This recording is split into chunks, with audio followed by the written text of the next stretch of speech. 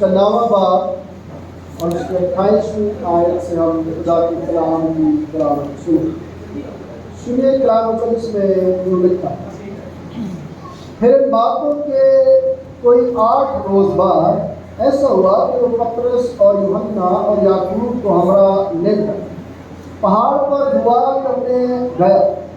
جب وہ دعا کر رہا تھا تو ایسا ہوا کہ اس کے چہرے کی صورت بدل گئی اور اس کی پوشاک سفید براق ہو گئی، اور دیکھو 2 شخص یعنی موسیٰ اور ایلیا اس سے باتیں کر رہے ہیں۔ یہ جلال میں دکھائی دیے اور اس کے انتقال کا ذکر کرتے تھے جو یروشلم میں واقع ہونے کو تھا، مگر پطرس اور اس کے ساتھی نیند میں بھرے تھے، اور جب اچھی طرح بیدار ہوئے تو اس کے جلال کو اور 2 شخصوں کو دیکھا جو اس کے ساتھ کھڑے تھے۔ جب وہ اس سے جدا ہونے لگے تو ایسا ہوا کہ پطرس نے یسوع سے کہا، اے صاحب، ہمارا یہاں رہنا اچھا ہے۔ ہم یہاں 3 ڈیرے بنائیں، ایک تیرے لیے، ایک موسیٰ کے لیے، ایک ایلیا کے لیے۔ لیکن وہ جانتا نہ تھا کہ کیا کہتا ہے۔ وہ یہ کہتا ہی تھا کہ بادل نے آ کر اس پر سایہ کر لیا، اور جب وہ بادل میں گرنے لگے تو ڈر گئے، اور بادل میں سے ایک آواز آئی کہ یہ میرا برگزیدہ بیٹا ہے، اس کی سنو۔ یہ آواز آتے ہی یسوع اکیلا پایا گیا، اور وہ چپ رہے، اور جو باتیں دیکھی تھی ان دنوں میں کسی کو ان کی کچھ خبر نہیں۔ اس کے ساتھ 42 کا حصہ میں پڑھوں گا۔ وہ آتا ہی تھا کہ بدروح نے اسے پٹک کر مروڑا، اور یسوع نے اس ناپاک روح کو جھڑکا اور لڑکے کو اچھا کر کے اس کے باپ کو دے دیا، اور سب لوگ خدا کی شان کو دیکھ کر حیران ہوئے۔ یہ ہمارے خدا یسوع مسیح کی انجیل ہے۔ تشریف رکھیے، آئیے اپنے سروں کو جھکائیں اور دعا کریں۔ وفادار جلائے آسمانی باپ، میں تیرا شکر ادا کرتا ہوں کہ خداوند تو مجھ جیسے نکمے اور بے وجود کو اپنے جلال کی حضوری میں اپنے پیار میں یاد کرتا ہے، اور میری کمزوریوں کو اپنے بیٹے کے خون کے وسیلے سے معاف کر دیتا ہے، مجھے دلیری اور جرأت عطا کرتا ہے تاکہ میں تیرے کلام کی منادی کر سکوں۔ آج بھی خدا نے اقرار کرتے ہوئے کہ اپنی ذات میں میری حیثیت کچھ بھی نہیں، خداوند تیرے وسیلے سے ہی میں برکت پاتا ہوں اور تیرے لوگوں کے لیے برکت کا وسیلہ بننا چاہتا ہوں۔ اپنے لوگوں کو چھو کر برکت دے، مسیح ہمارے خداوند یسوع کے نام سے، آمین۔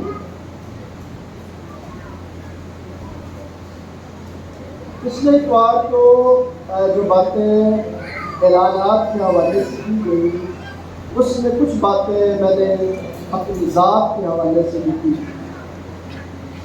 اور میں نے اس کی ساری ذمہ داری قبول کرنے کی کوشش کی، اور اس پورے ہفتے میں جب میں خدا کی حضوری میں، خدا کے جلال میں، اس کے کلام کو مانگتے ہوئے نصب کر رہا تھا، تو مجھے اس بات کا احساس جو ہے وہ ہونا شروع ہوا کہ اگر خادم جو ہے وہ سرگرم نہ رہے تو کلیسیا بھی ٹھنڈی پڑ جاتی ہے۔ کلیسیا میں کچھ سرد خانے ایسے ہوتے ہیں جو دوسروں کو بھی سرد کرنے کے لیے بےتاب رہتے ہیں،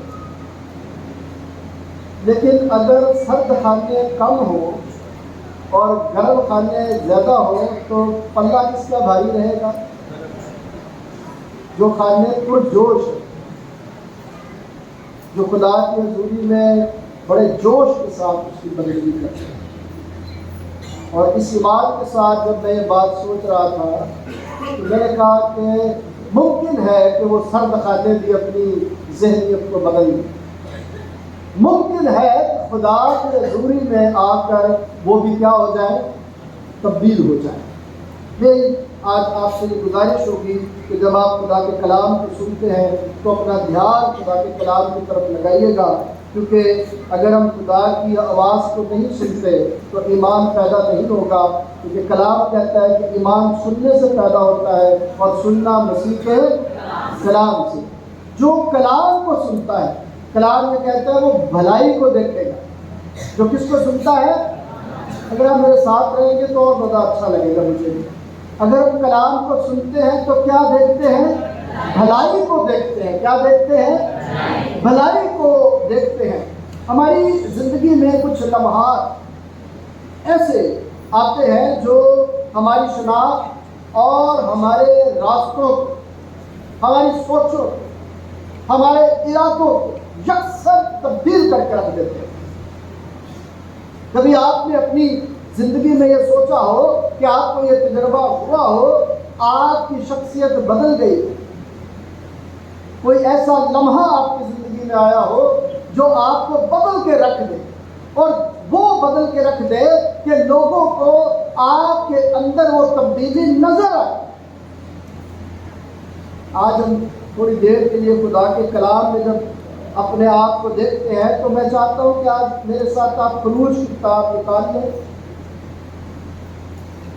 خروج کی کتاب کا جو حوالہ 34ویں باب میں سے آپ نے خدا کی حضوری میں سنا ہے، اس کی 32ویں آیت سے لے کر باب کے آخر تک کی جو آیات آپ نے سنی ہیں، جس میں ہم موسیٰ کی زندگی کے بارے میں پڑھتے ہیں کہ موسیٰ کی زندگی کا یہ لمحہ جو ہے جو ہمیں یہ بتاتا ہے کہ موسیٰ شہادت کی دونوں لوہے اپنے ہاتھ میں لیے ہوئے کوہ سینا سے اترا۔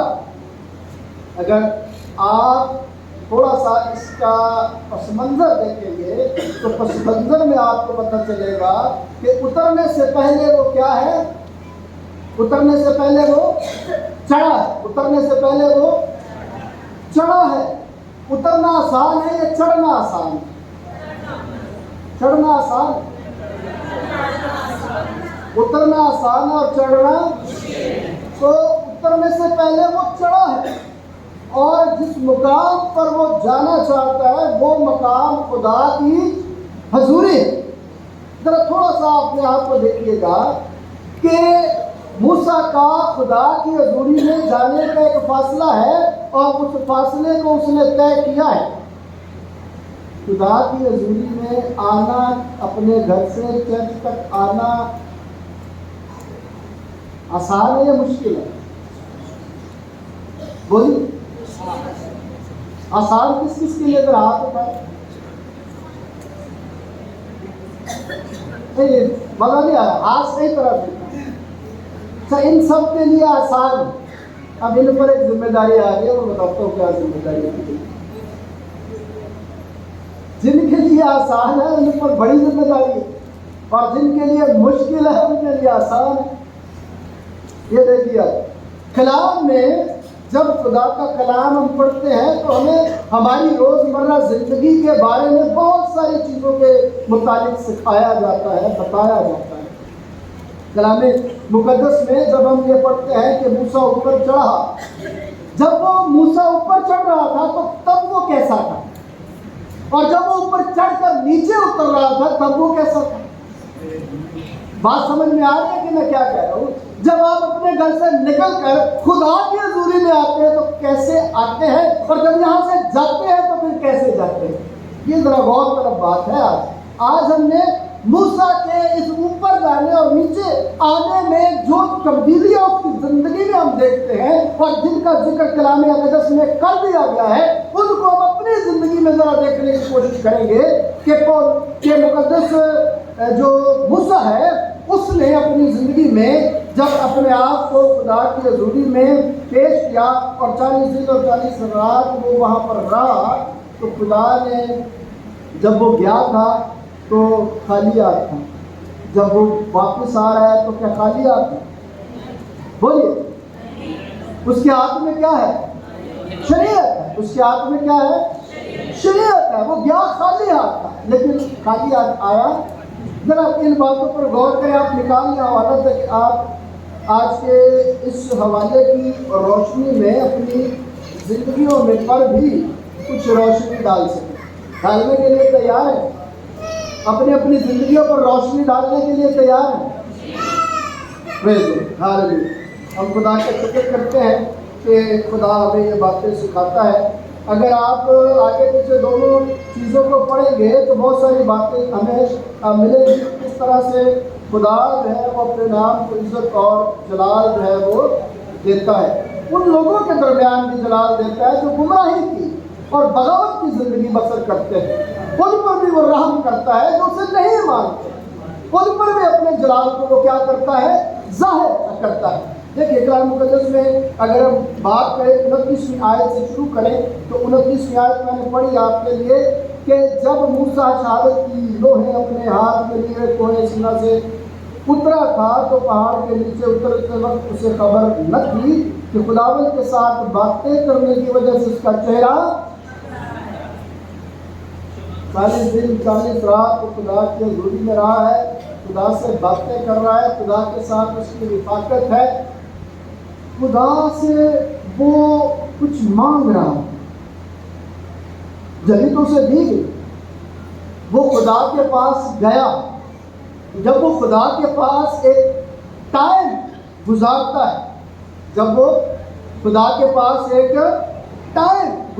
ہے تو جس جگہ پر ٹائم گزارا جاتا ہے اس کا اثر جو ہے اس شخص پر بھی قائم ہو جاتا ہے.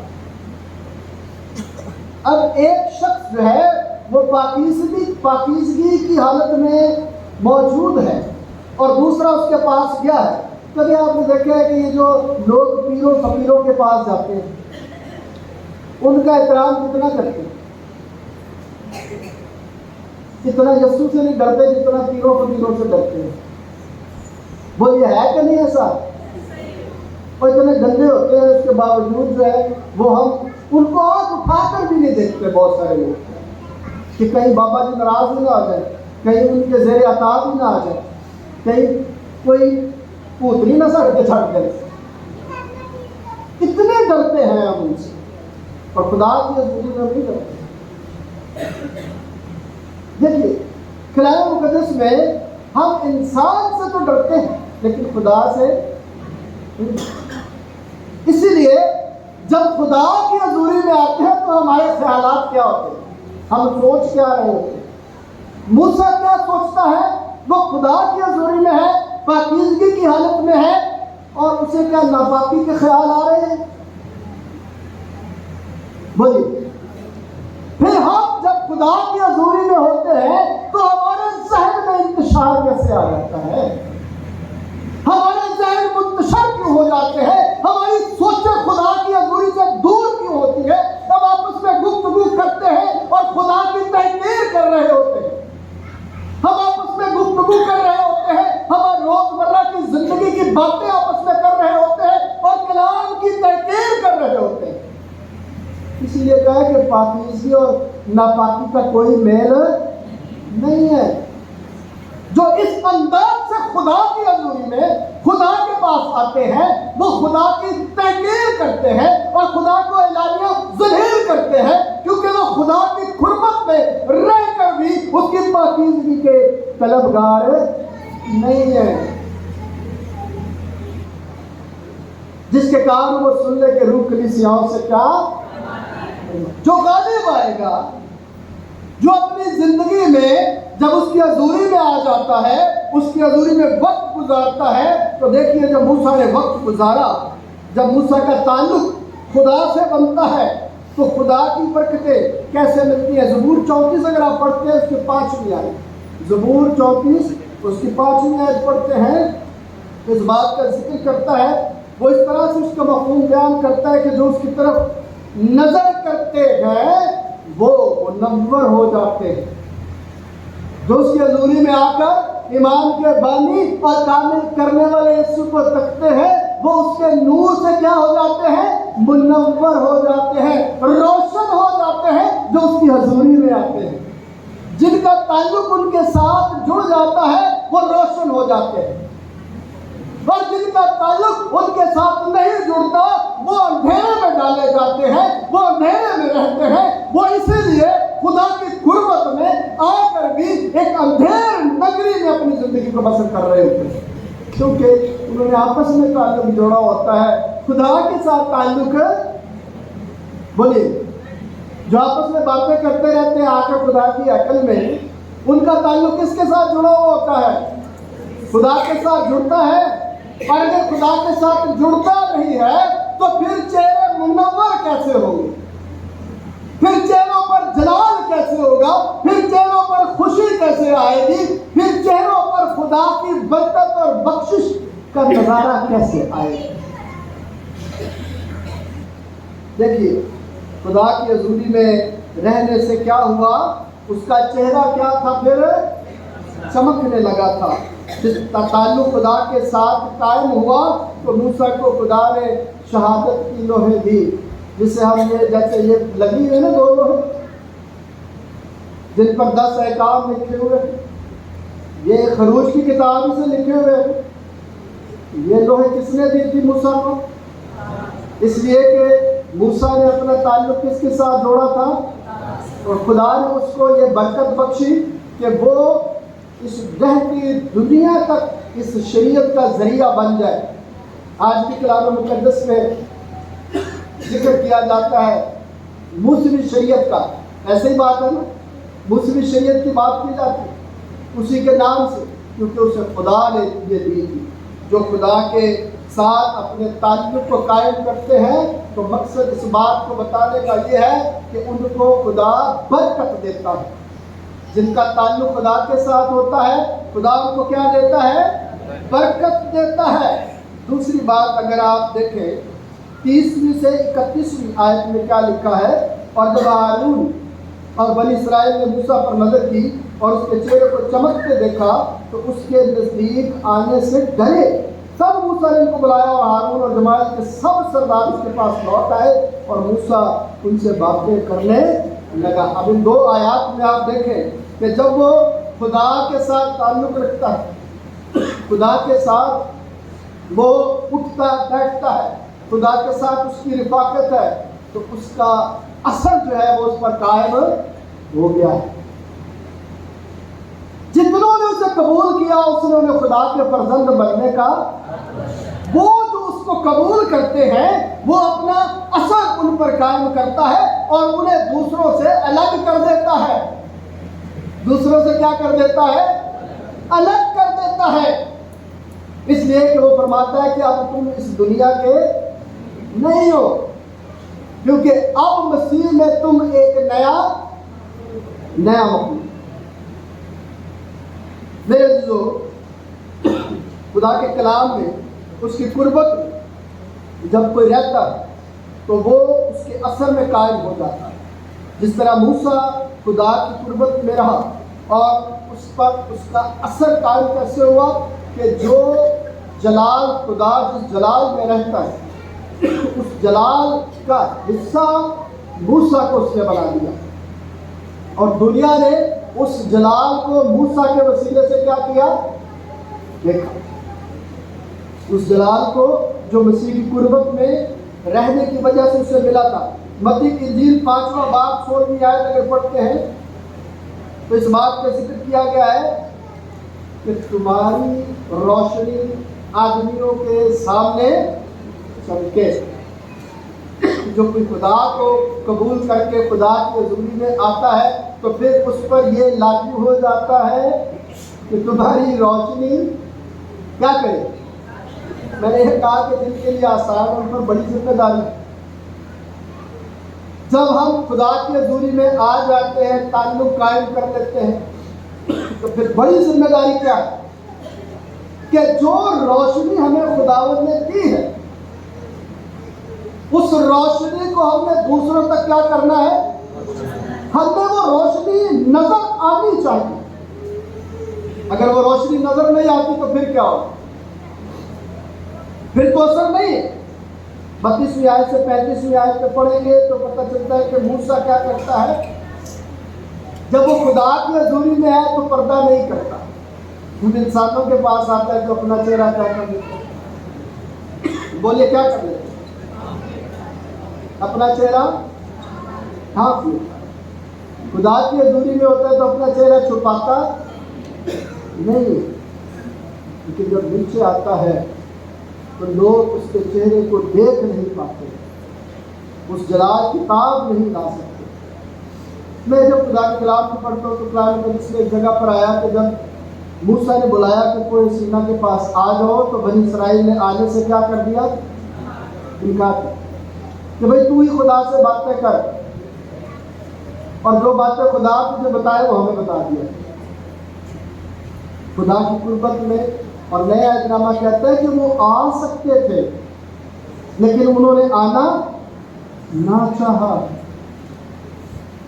اب کلیسیا میں سے لوگ خدا کی حضوری میں اتوار والے دن آ سکتے ہیں، آ سکتے ہیں کہ نہیں آ سکتے؟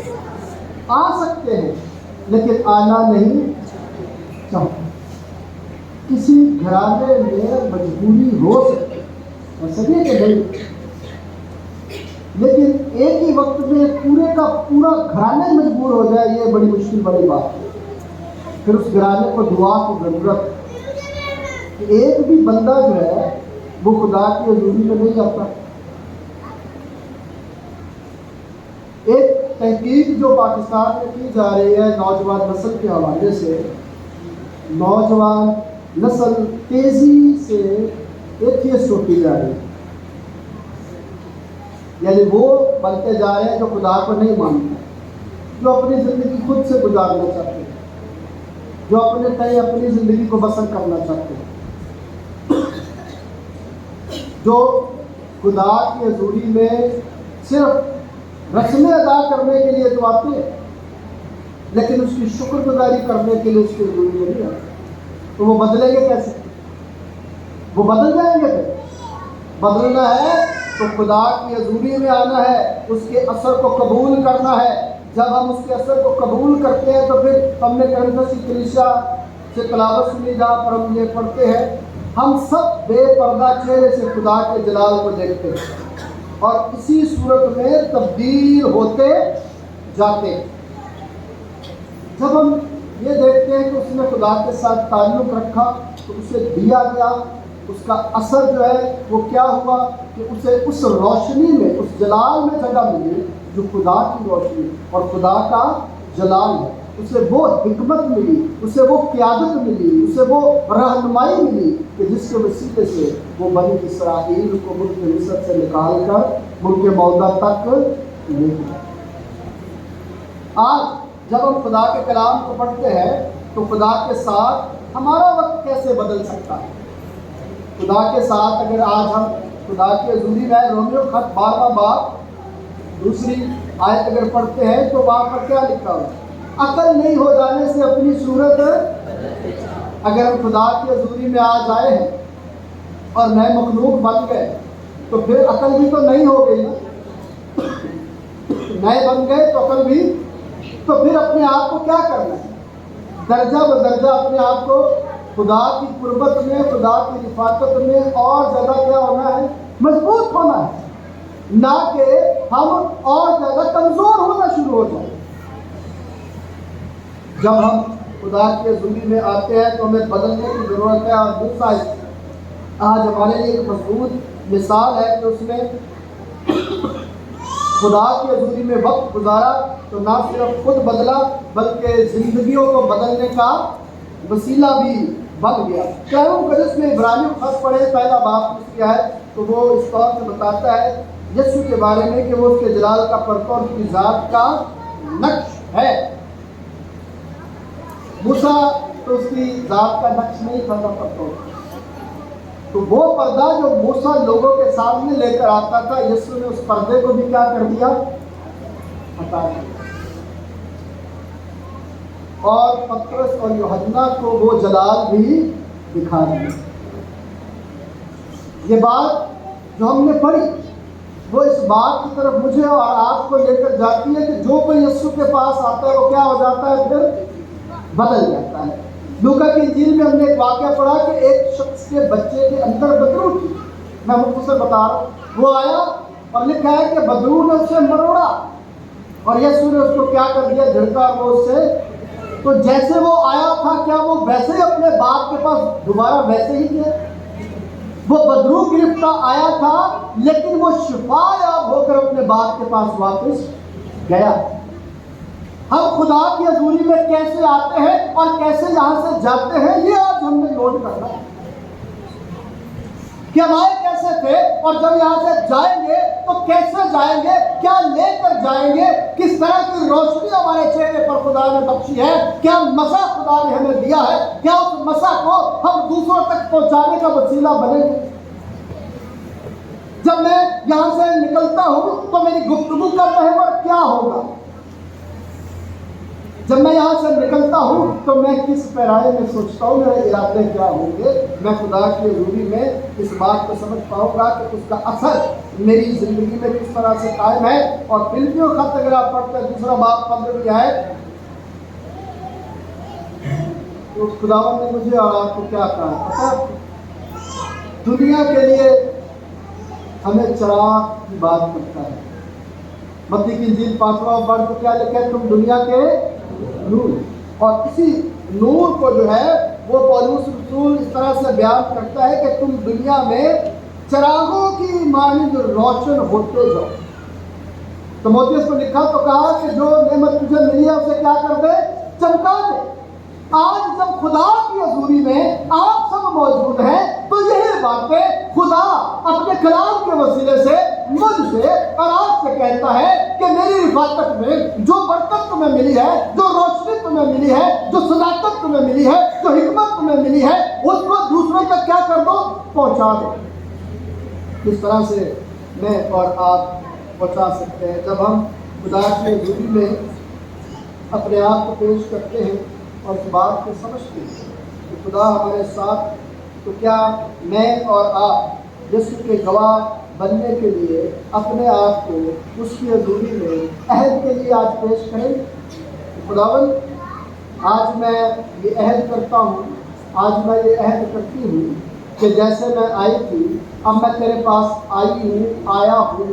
اب تو نے مجھے اپنے جلال میں قبول کیا ہے، تو نے مجھے معاف کیا ہے، تو مجھے اپنی روحانی خوراک میں سے کھلاتا ہے، تو مجھ اس خوراک میں آگے بڑھنے کا پتہ۔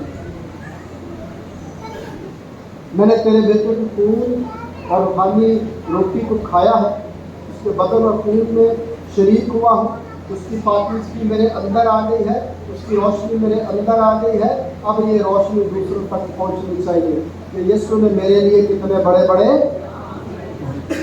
ذمہ داری ہے۔ یاد رکھیے، جو خدا کی حضوری میں ایماندار ہے وہ ذمہ داریوں کو کیا کرتے ہیں؟ قبول کرتے ہیں۔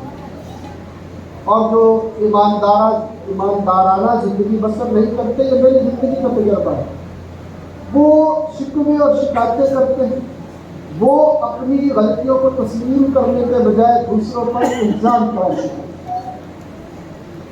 جب میں نے اپنی زندگی میں یہ تجربہ کیا اور اس حوالے کو پڑھ رہا تھا اور اس چیزوں سے سیکھ رہا تھا خدا کی ہدایت سے، تو مجھے بھی یہ پیغام ملا کہ اپنی لالٹین کو چیک کرو کہ شیشے، جو شیشہ ہوتا ہے لالٹین کا، کہیں یہ دھندلا تو نہیں ہو گیا؟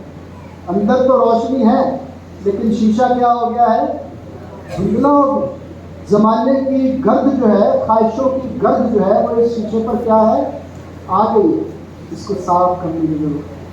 روشنی آپ سب کے اندر ہے، کہیں آپ کے شیشے کو بھی خواہشوں نے گرد آلود تو نہیں کر دیا ہے؟ اور میرا ایمان ہے کہ آج اس گرد کو خدا نے دھو دیا، آپ پھر سے چمک رہے ہیں۔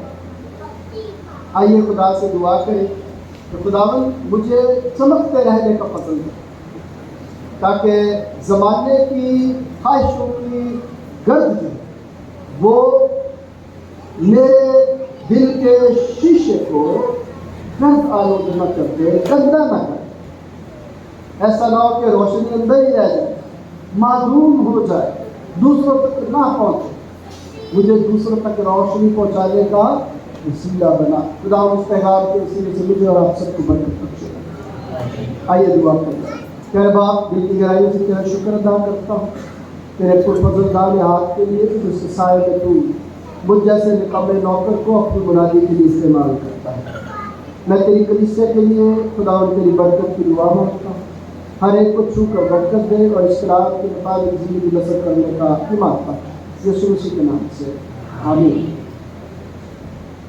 آئیے ہم سب اپنے قدموں